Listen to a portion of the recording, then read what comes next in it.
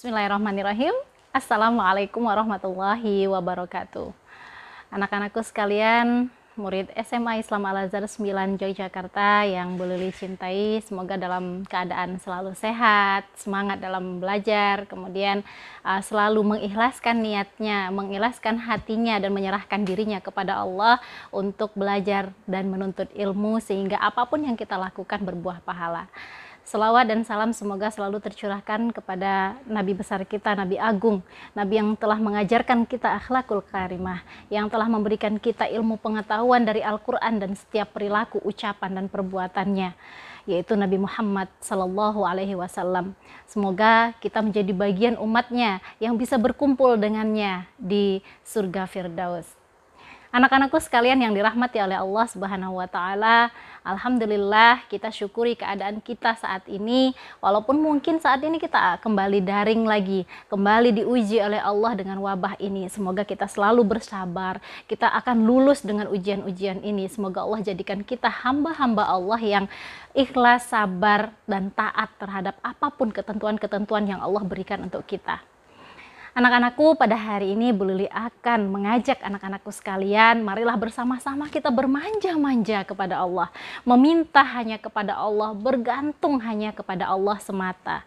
Ya, sebagaimana yang dilakukan oleh para sahabat, sebagaimana dilakukan, mencontohkan oleh Rasulullah, sebagaimana yang dilakukan oleh para sahabat ketika sendalnya putus minta diganti oleh Allah Subhanahu wa Ta'ala. Betapa manjanya para sahabat ini, betapa manjanya Rasulullah terhadap Allah.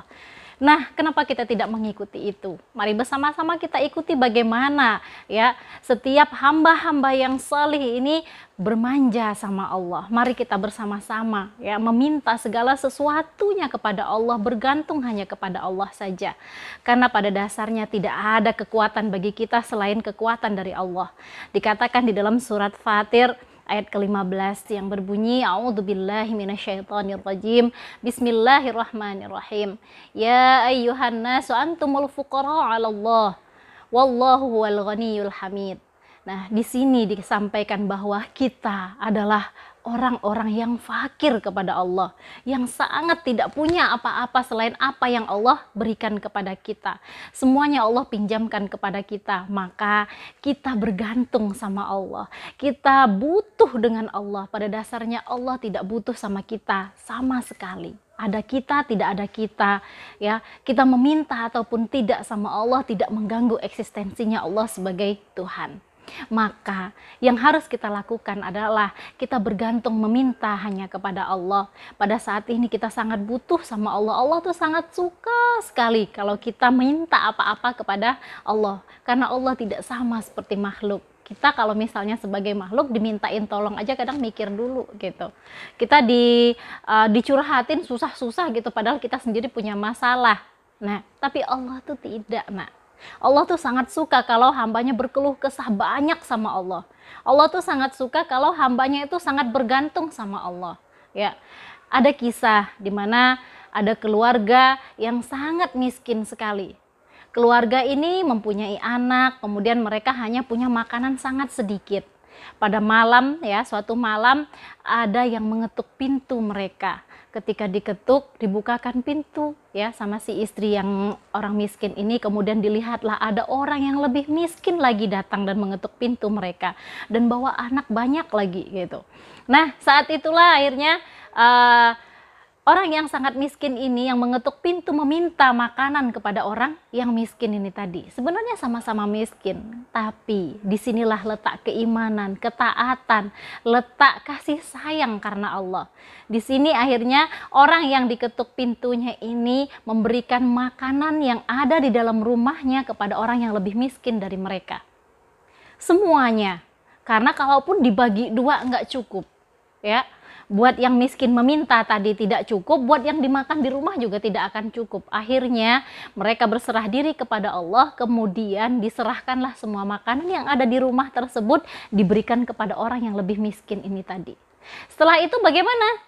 Apakah akan Allah langsung ganti? Belum ya. Setelah sampai malam, menjelang mereka tidur tengah malam, si istri dan suaminya itu terbangun karena rasa lapar yang menyerang. Begitu juga anak-anak mereka.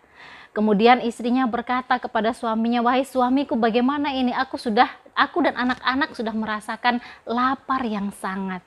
Kemudian suaminya bilang apa? "Baiklah, saya akan keluar dari rumah dan mencari dan meminta kepada Allah makanan." Keluarlah suaminya, ternyata perginya ke masjid. Pada zaman itu kan tidak ada listrik ya nak, gelap, tidak ada lampu, tidak ada penerangan, tapi mereka tahu kemana harus melangkah. Si suami ini pergilah ke masjid. Kenapa? Karena mau minta makannya sama Allah. Tidak minta kepada manusia, dia tidak mengetuk pintu-pintu orang untuk minta makan. Dia datang ke masjid, melaksanakan sholat malam, kemudian berdoa kepada Allah. "Ya Allah, sesungguhnya Engkau tahu keadaanku dan keluargaku. Kami dalam keadaan lapar, berikanlah kami makanan darimu." Nah, pada saat itu, tidak sekonyong-konyong makanan turun dari langit, kemudian ini makanan untukmu. Tidak, ya. Pada masa itu kebetulan ada seorang raja di wilayah tersebut baru mendapatkan hidayah dari Allah. Baru seminggu dia berhijrah untuk kembali dan bertaubat kepada Allah.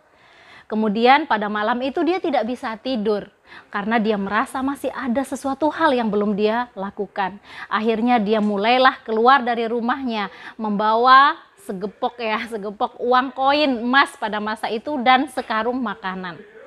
Ketika sedang berkeliling, ya, si raja berkata, "Wahai Allah, sesungguhnya aku telah Engkau berikan hidayah dan terimalah taubatku, dan malam ini aku ingin memberikan makanan dan uang kepada seseorang yang Engkau tunjuk." Maka naiklah si raja ini ke kudanya, kemudian dia berkata kepada Allah, "Wahai Allah, aku tidak akan memegang pelana kuda ini, tunjukkanlah siapakah orang yang berhak untuk mendapatkan apa yang aku bawa pada malam ini." Berjalanlah kudanya, ya, mengelilingi wilayah tersebut hingga berhentilah di suatu masjid. Di masjid itu si raja turun kemudian mendengarkan doa orang yang miskin tadi. Kemudian orang miskin tadi setelah berdoa, ya, dan itu sangat gelap sehingga si raja menghampiri hanya mendengarkan suara doanya saja sambil membawa kepingan uang emas dan makanan yang dibawa oleh raja tersebut. Sampai akhirnya ketika mendekati si orang miskin kemudian berkata, "Aku mendengar doamu. Aku adalah raja di wilayah ini dan aku membawa apa yang engkau minta kepada Allah." Nah, kalau kita evaluasi diri coba, ketika misalnya yang datang itu orang yang sangat kita butuhkan apa yang dia bawa, kira-kira kalau saat ini ada orang yang datang, "Ini aku beri nomor HP, silahkan telepon kapan aja kamu butuh, apa aja yang kamu butuhkan, telepon saya," gitu. Kira-kira anak-anak gimana? Mungkin kita sudah lupa sama Allah.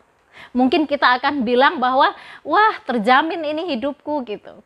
Ya kan? Setiap hari kita tinggal telepon, "Pak, saya butuh makanan ini, Bu, saya butuh ini itu." Sudah tinggal dikasih. Tapi lihatlah karakter orang yang beriman, ya. Orang yang miskin ini tidak langsung mengatakan bahwa, "Baiklah, saya akan menghubungi, saya akan datang ke kerajaanmu kalau saya butuh," karena raja ini mengatakan, "Apapun yang kamu butuhkan silahkan datang ke kerajaan, saya akan memberikan apapun yang kamu butuhkan."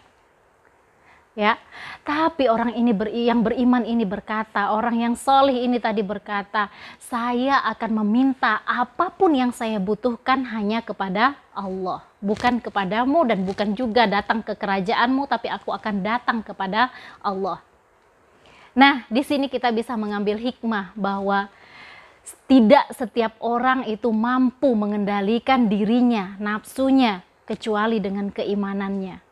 Maka dari itu, wahai anak-anakku sekalian, dari kisah ini kita belajar bagaimana kita bisa bergantung kepada Allah, bagaimana kita memfokuskan diri, apapun yang kita butuhkan, apapun yang kita inginkan, walaupun dia terhampar di depan mata kita, tetaplah kita bermanja-manja kepada Allah.